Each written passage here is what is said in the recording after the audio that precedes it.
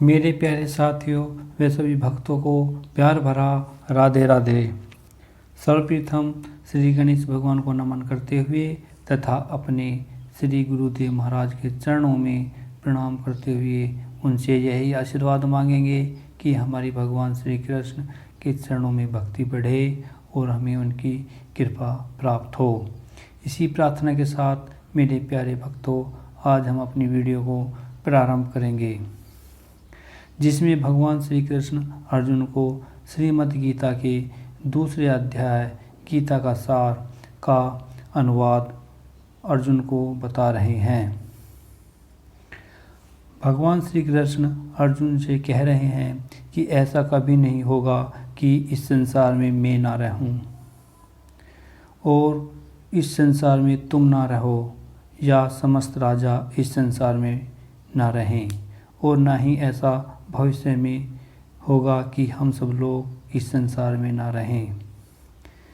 वेदों में कंठोप उपनिषद तथा श्वेताश्वेतर उपनिषद में कहा गया है कि जो श्री भगवान असंख्य जीवों के कर्म तथा कर्मफल के अनुसार उनकी अपनी अपनी परिस्थितियों में पालक हैं, वही भगवान अंश रूप में हर जीव के हृदय में वास कर रहे हैं।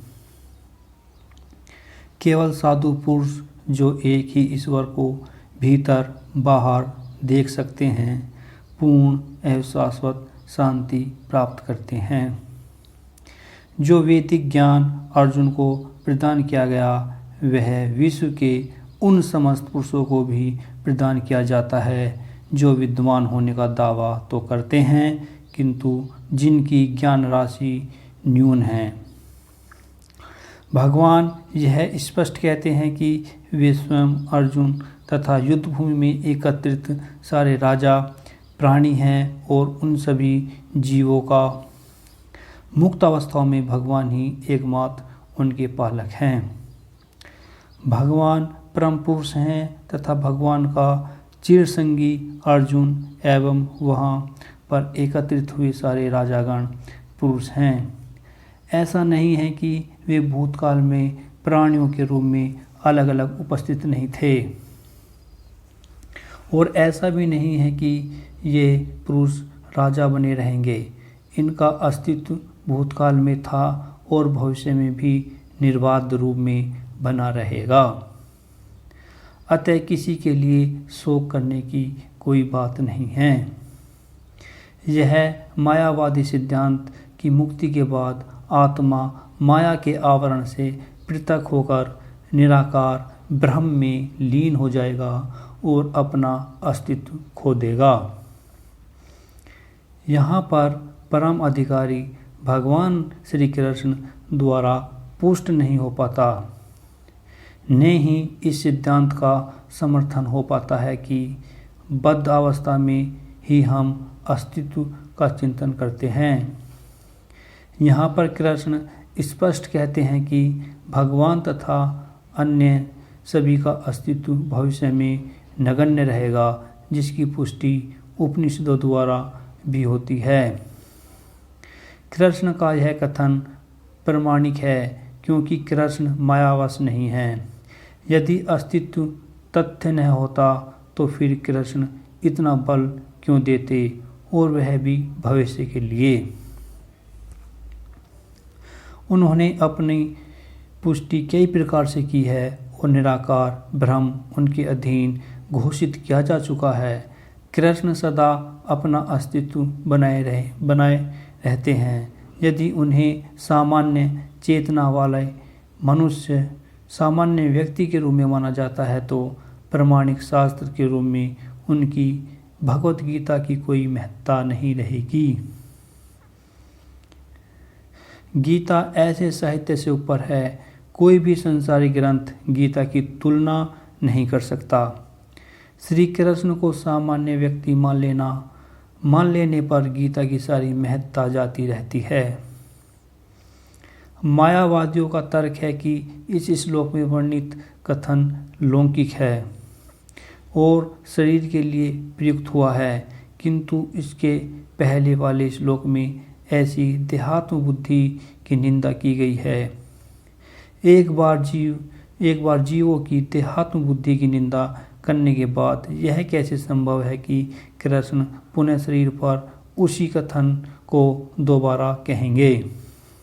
अतः यह अस्तित्व आध्यात्मिक आधार पर स्थापित है और इसकी पुष्टि रामानुजाचार्य तथा अन्य आचार्यों ने भी की है। गीता कई स्थलों पर इसका उल्लेख है कि यह आध्यात्मिक अस्तित्व केवल भगवत भक्तों द्वारा ही जानने योग्य है। जो लोग भगवान कृष्ण का विरोध करते हैं उनकी इस महान साहित्य तक पहुंच नहीं हो पाती। अभक्तों द्वारा गीता के उपदेशों को समझने का प्रयास मधुमक्खी द्वारा मधुपात्र चाटने के समान है। पात्र को खोले बिना मधु को नहीं चखा जा सकता। इसी प्रकार भगवत गीता के रहस्य को केवल भक्त ही समझ सकते हैं, अन्य कोई नहीं। जैसा कि इसके 4 अध्याय में कहा गया है, न ही गीता का स्पर्श ऐसे लोग कर पाते हैं जो भगवान के अस्तित्व का विरोध करते हैं। अतः मायावादियों द्वारा गीता की व्याख्या मानो समग्र सत्य का सारासार भ्रामक निरूपण है। भगवान चैतन्य ने मायावादियों द्वारा की गई गीता की व्याख्याओं को पढ़ने का निषेध किया है और चेतावनी दी है कि जो कोई ऐसे मायावादी दर्शन को ग्रहण करता है वह गीता के वास्तविक रहस्य को समझ पाने में असमर्थ रहता है। यदि अस्तित्व का अभिप्राय अनुभवगम्य ब्रह्मांड से है तो भगवान द्वारा उपदेश देने की आवश्यकता नहीं थी।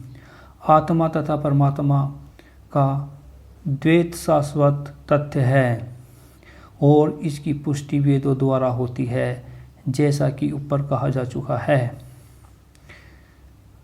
श्लोक नंबर 13। जिस प्रकार शरीरधारी आत्मा इस शरीर में बाल्यावस्था से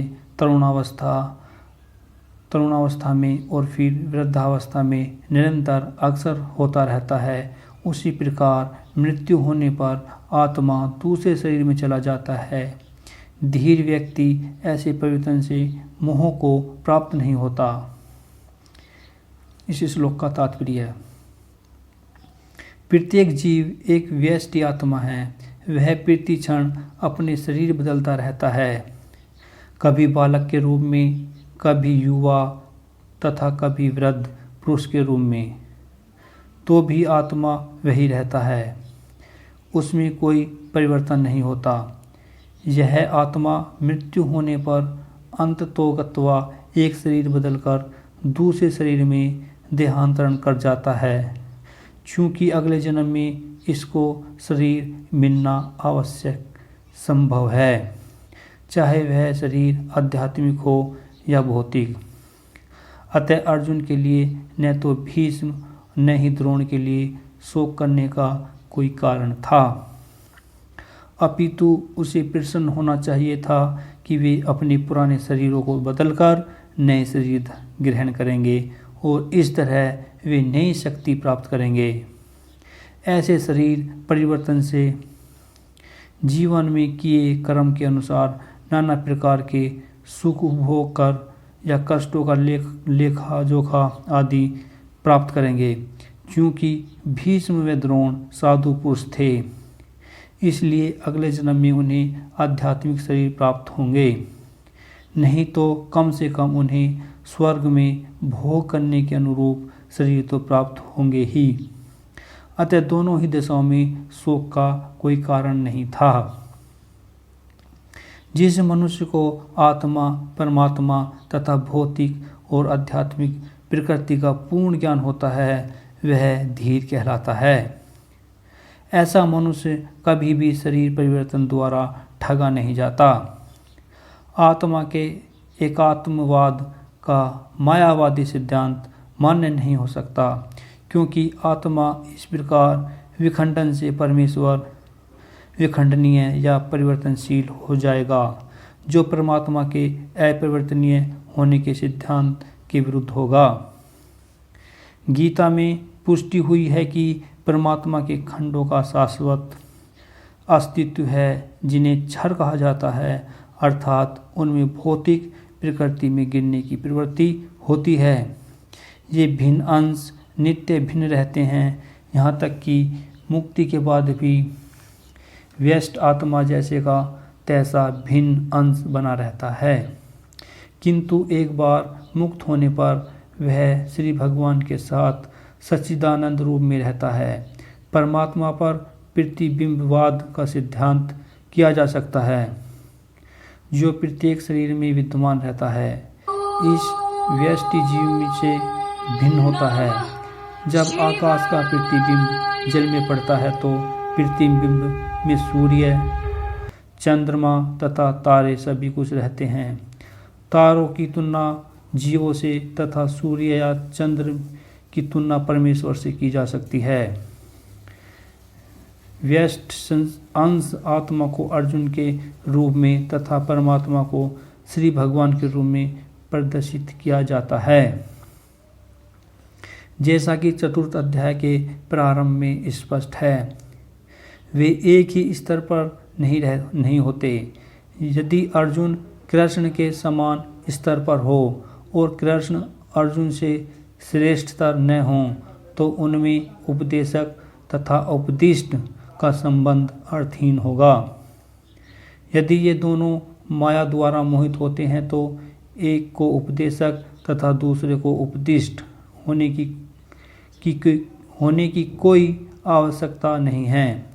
ऐसा उपदेश व्यर्थ होगा, क्योंकि माया के चंगुल में रहकर कोई भी प्रामाणिक उपदेशक नहीं बन सकता। ऐसा परिस्थितियों में यह मान लिया जाता है कि भगवान कृष्ण परमेश्वर है, जो पद में माया द्वारा विस्मृत अर्जुन रूपी जीव से श्रेष्ठ हैं। तो मेरे प्यारे साथियों, आज के लिए बस इतना ही। अगर आपको हमारी वीडियो अच्छी लग रही हैं तो हमारी वीडियो को लाइक करें और हमारा चैनल हरि नाम कृपा को सब्सक्राइब करें। आज के लिए बस इतना ही। आप सभी भक्तों को प्यार भरा राधे राधे।